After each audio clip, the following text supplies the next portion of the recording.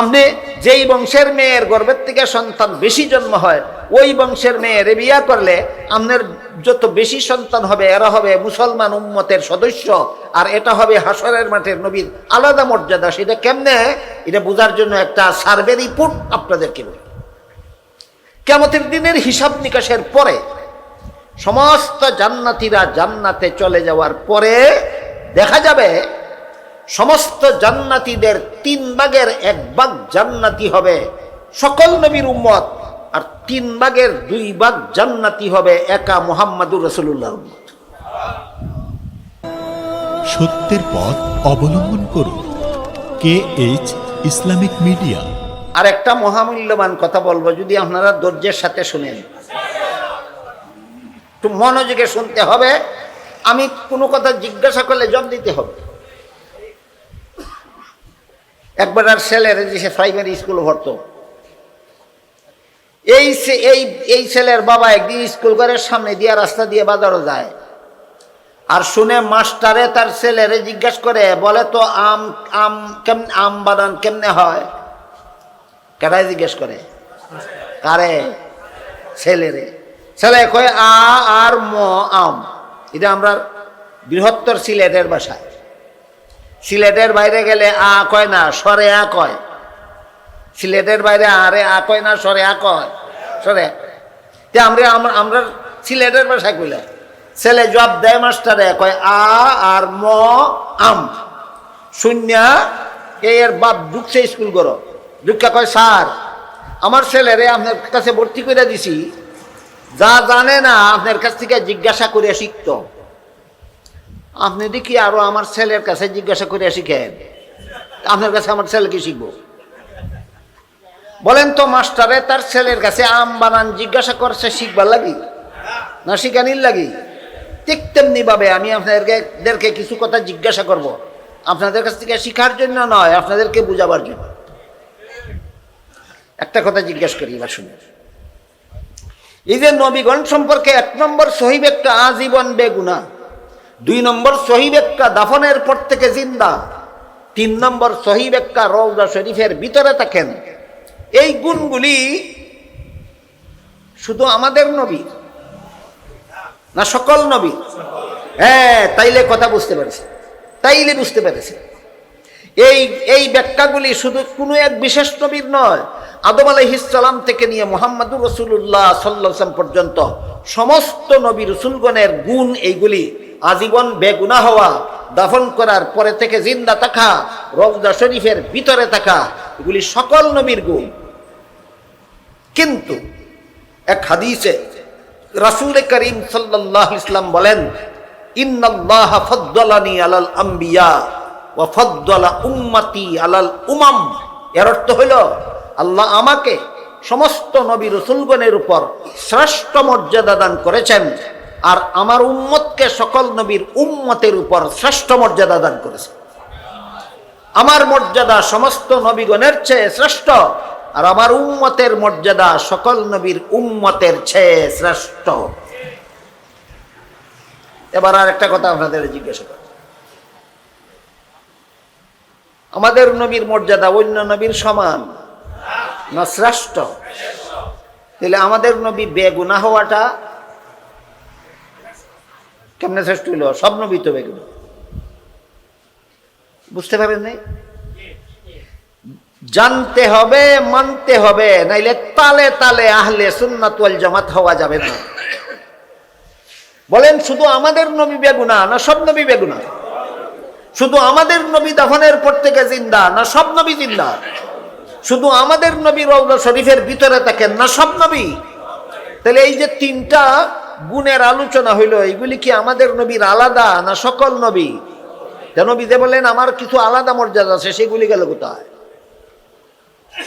সেইগুলিও জানতে হবে, মানতে হবে, নাইলে আহলে সুন্নাত ওয়াল জামাত হওয়া যাবে না। বলেন সকল নবীর গুণ আমাদের নবীর গুণ হইল না সকল নবীর গুণ? তা আমাদের নবীর গুণ কি সকল নবীর সমান না শ্রেষ্ঠ? শ্রেষ্ঠ গুণগুলি গেল কোথায়? কোন কোন কারণে তোমার নবীর মর্যাদা সকল নবীর চেয়ে শ্রেষ্ঠ? ওইগুলিও জানতে হবে, মানতে হবে, নাইলে আহলে সুন্নাত ওয়াল জামাত হওয়া যাবে না। বলেন কোন আমাদের নবীর অন্য নবীর সমান গুণ জানলে আহলে সুন্নাত ওয়াল জামাত হওয়া যায়, না আলাদা গুণগুলি জানতে হবে? আলাদা গুণগুলি জানতে হবে।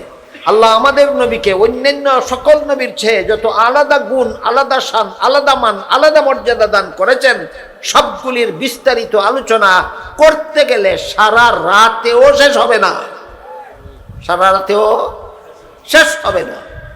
তাই আজকের মতো আমাদের নবীর এক দুইটা আলাদা গুণের কথা বলি। এই গুণগুলি আল্লাহ শুধু আমাদের নবীকে দান করেছেন, আর কোনো নবীকে নয়। জানতে হবে, মানতে হবে, তা নাইলে আহলে সুন্নাত ওয়াল জামাত হওয়া যাবে না। এক হাদিসে উল্লেখ আছে, রাসূল করিম সাল্লাল্লাহু আলাইহি ওয়াসাল্লাম বলেন, তাযাওয়াজুল গুদুদাল গুলুদা ফাইন্নী মুকাসিরুম বিকুমুল উমামা ইয়াউমাল কিয়ামাহ। একটু মনোযোগ দিয়ে শুনবেন। রাসূল বলেন, যে বংশের মেয়েদের গর্ভ থেকে সন্তান বেশি জন্ম হয়, তোমরা খুঁজে খুঁজে ওই বংশে বিয়ে করো, তাইলে তোমার ঘরে যে সন্তান বেশি হইব, মুসলমান উম্মতের সংখ্যা বাড়বে। এটা হবে হাসরের মাঠে আমাদের নবীর একটা আলাদা মর্যাদা। এটা কেমনে কেমনে? আপনি যেই বংশের মেয়ের গর্ভের থেকে সন্তান বেশি জন্ম হয়, ওই বংশের মেয়ের বিয়া করলে আপনার যত বেশি সন্তান হবে, এরা হবে মুসলমান উম্মতের সদস্য, আর এটা হবে হাসরের মাঠের নবীর আলাদা মর্যাদা। সেটা কেমনে, এটা বোঝার জন্য একটা সার্ভে রিপোর্ট আপনাদেরকে বলি। কিয়ামতের দিনের হিসাব নিকাশের পরে সমস্ত জান্নাতীরা জান্নাতে চলে যাওয়ার পরে দেখা যাবে সমস্ত জান্নাতীদের 3 ভাগের 1 ভাগ জান্নাতি হবে সকল নবীর উম্মত, আর 3 ভাগের 2 ভাগ জান্নাতি হবে একা মুহাম্মাদুর রাসূলুল্লাহর উম্মত। হাদিসটা বুঝার পরে হাদিসের অনুকূলে একটা উদাহরণ দেই, শুনেন। 2,23,999 জন মাস্টার ধরে না, আপাতত একটা উদাহরণ। 2,23,999 জন মাস্টার একদল ছাত্র পড়াইল, ফাঁস করলো 1000 ছাত্র। 2,23,999 জন মাস্টারের কতজন ছাত্র ফাঁস করলো? 1000। আর একজন মাস্টারে আরো কতগুলি ছাত্র পড়াইল, এদের মধ্যে 2000 ফাঁস করলো। 2,23,999 মাস্টারের 1000 ছাত্র ফাঁস করলো, আর এক মাস্টারের 2000 ছাত্র ফাঁস করলো। যারা ফাঁস করনেওয়ালা ছাত্র সংখ্যা কম, এদের মর্যাদা বেশি, না যার ফাঁস করনেওয়ালা ছাত্র সংখ্যা বেশি তার মর্যাদা বেশি? নবী বলেন, সমস্ত নবীর জান্নাতি উম্মতের সংখ্যা 1 গুণ, আর আমার জান্নাতি উম্মতের সংখ্যা 2 গুণ। 2 গুণ মুসলমান উম্মত নবীর জান্নাতি হবে। আপনার ঘরে সন্তান কম হইলে না বেশি হইলে? এই জন্য নবী বলেন, তাযাওয়াজুল গুদুদাল গুলুদা ফাইন্নী মুকাসিরুম বিকুমুল উমামা ইয়াউমাল কিয়ামাহ।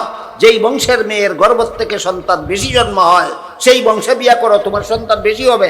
এরা হবে আমার মুসলমান উম্মত, আমার উম্মতের সংখ্যা বাড়বে হাসরের মাঠে। এটা হবে আমার একটা আলাদা মর্যাদা।